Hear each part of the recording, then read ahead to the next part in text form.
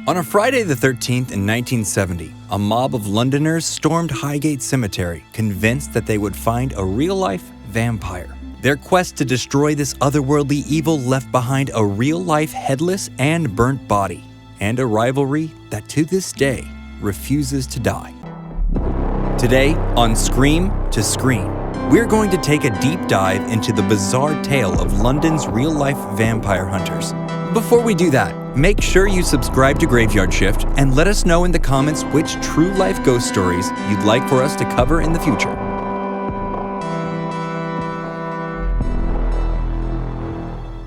Before the mob descended upon Highgate Cemetery in a righteous fury in 1970, the ornate but foreboding graveyard outside of London had been plagued for years with a series of inexplicable events and sightings. Before the cemetery was built in 1839, as early as 1626, the Highgate area was already host to a bizarre apparition in the form of a phantom chicken. Supposedly, the phantom was a ghost of the chicken that Francis Bacon, English philosopher and Lord Chancellor of England, tried to freeze, and which then led to his death of pneumonia. Up through World War II, sightings around Highgate of a strange bird resembling a plucked chicken appearing out of nowhere only to squawk and flap furiously at passerbys were still being reported.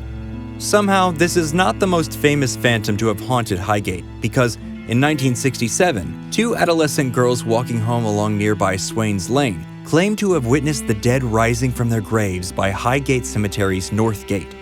Another teenager claimed to have been awoken one night with something cold and clinging to her hand, which left conspicuous marks the next morning.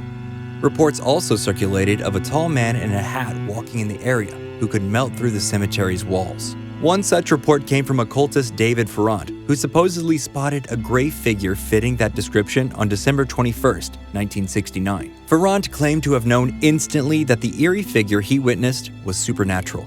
The next year, Ferrand asked other Londoners to report any similar experiences. A local paper collected the varying accounts, and many were like Ferrand's own. Sightings of a tall man wearing a hat who then glided in a spectral form. But one of those stories was different from the others. It came from a couple claiming to have come face to face with the Highgate Vampire. The two described what they called a deathly face staring at them from the darkness near the iron gates. They then went further to state that they felt compelled, almost against their wills, to continue staring at the face for several minutes. While there were very few similarities between these accounts, this didn't dissuade Ferrand, who maintained that there was a supernatural presence at Highgate Cemetery. He was not alone in this belief.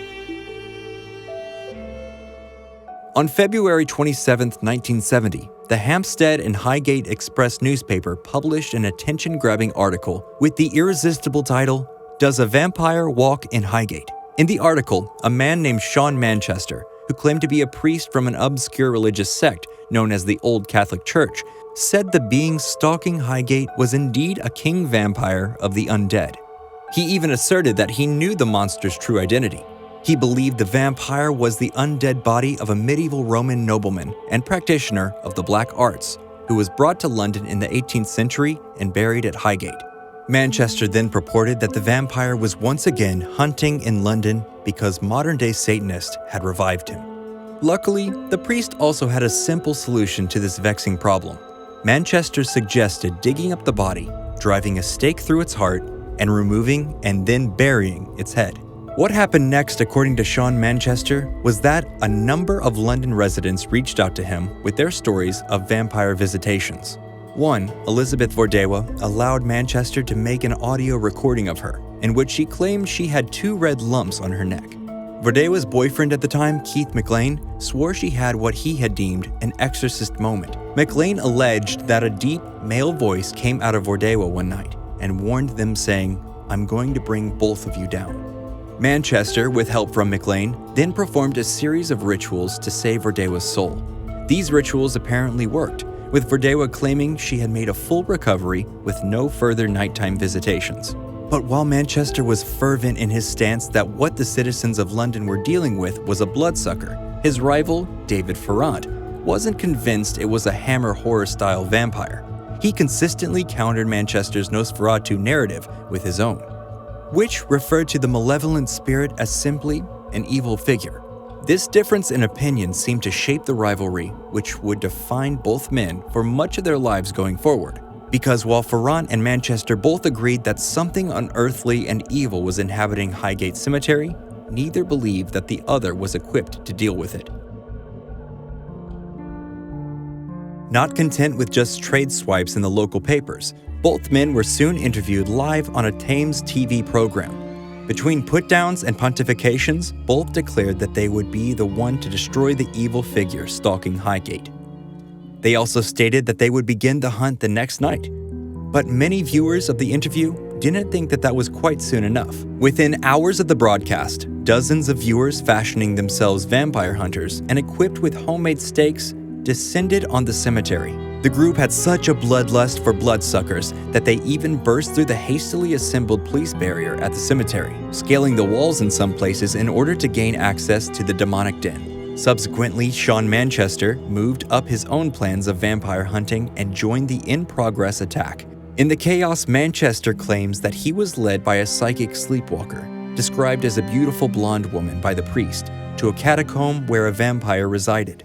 Though the catacomb was locked, Manchester and his allies found a hole in the roof and climbed down inside it with a rope. Once inside, they sprinkled holy water everywhere and put garlic inside of the empty coffins. But Manchester and company might have gotten up to more than spilling water and wasting perfectly good garlic on empty coffins. Several months after the mass vampire hunt, police found a headless and charred body. The female victim appeared to have died before she was decapitated and burned. Some believe that the body had been used as part of a black magic ritual by a coven of witches attempting to raise the vampire. But others noted that the burnt corpse was discovered close to the Highgate catacomb Sean Manchester had broken into March 13th. Not to be shown up entirely, shortly thereafter, David Ferrand began prowling the cemetery grounds with a wooden stake and crucifix. It seemed he was ready to keep an open mind about the evil figure he was hunting, perhaps being a vampire.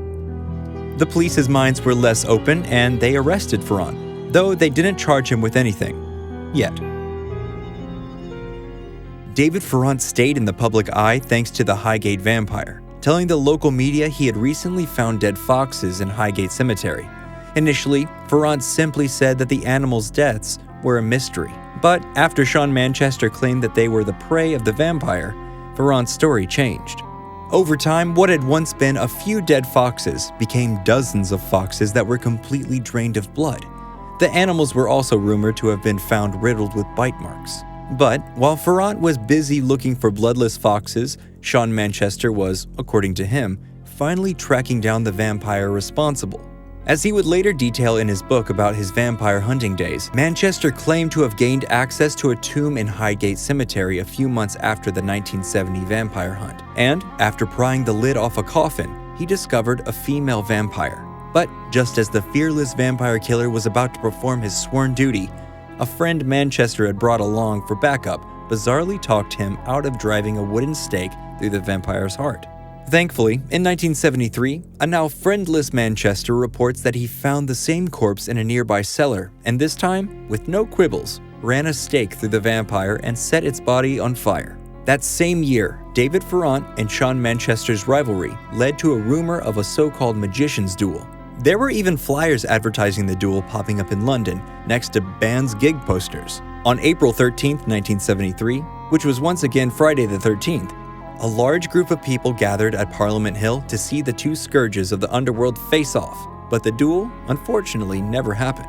It's unclear if the whole encounter was always meant to just be a publicity stunt, or if the two warring wizards actually did change their minds at the last minute. Some stories claimed Ferrand had recently fell out with the public after rumors of his planning to sacrifice a cat.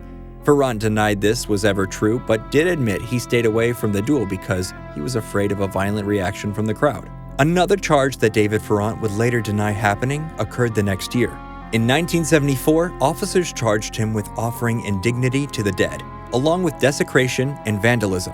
He was sentenced to 5 years behind bars, but only served 3. Ferrand maintained his innocence throughout and blamed the cemetery damage on Satanists, naturally. Over the next 50 years or so, public interest in the story of the Highgate vampire has waxed and waned, but the same can't be said of the bitterness between the two men pumping blood into the heart of it. Throughout the decades, the feud between David Ferrant and Sean Manchester had the two paranormal predators routinely bearing down their own fangs. After their fizzled duel in 1973, their brinkmanship took on many other forms, including Ferrant announcing his presiding over the British Psychic and Occult Society, which Manchester countered by founding the British Occult Society. When Manchester published his sensational book, The Highgate Vampyre, The Infernal World of the Undead, unearthed at London's Highgate Cemetery and environs in 1985, Ferrant answered it with the much more concisely titled Beyond the Highgate Vampyre in 1991. Their animosity would also carry over into biting diatribes and petty ad hominem attacks frequently published through newspapers and eventually online. Whenever he posted about his enemy on one of his blogs, Manchester rarely missed the opportunity to call Ferrant out as a convicted felon for his 1974 grave desecration charges. The duo continued their duel of insults off and on until Ferrant's death, due to illness in 2019. Surprisingly, upon hearing of the passing of his half-a-century adversary, Manchester responded to Ferrant's death with a kind and even gracious statement online. He remarked that he felt sadness for Ferrant's demise, especially as it happened before the two could meet one last time. He ended his respects for his falling foe by saying, "Though he may not want my prayers, he has them anyway. May he rest in peace." But perhaps there are some things that never know the peace of the grave. Starting in 2016, news stories began fluttering of strange encounters around Highgate Cemetery. People have reported seeing a floating man in a suit and top hat gliding through Highgate Cemetery's locked gates with ease. One witness has even claimed to have snapped a photograph of the eerie figure. While the vampire hunting days of David Ferrant and Sean Manchester have now been lost to time, with the return of the Highgate Vampyre, it isn't hard to imagine a new generation picking up the stake and following in their footsteps. So, what do you think? Was the Highgate Vampyre only a myth, or did it exist and maybe still haunt the London area still?